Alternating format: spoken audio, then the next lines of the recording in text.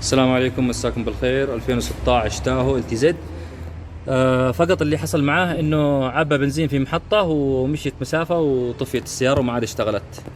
هو كان على البنزين الاحمر وغير اخضر، وهذا اللي حصل معاه. وفحصنا السيارة، طبعا الترابل كود اللي عنده بي 0300 انجن بسفاير ديتكتد. السيارة تشتغل تطفى. بعد ما شيكنا على البنزين طلع البنزين مخلوط مويه. هذا هو البنزين. بنفك الخزان وبنطلع البنزين وبنغير البنزين وبنشغل السيارة وبنوافيكم. شكرا.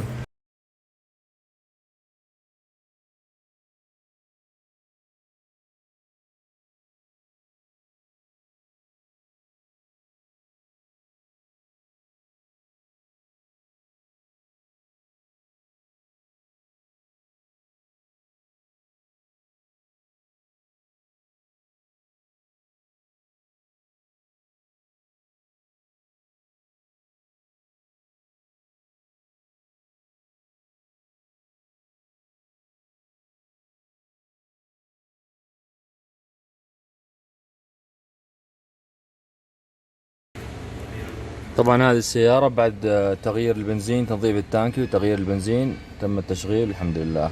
الأمور طيبة، تم التجربة والتشخيص من جديد بالفحص بالكمبيوتر، وإن شاء الله الأمور طيبة.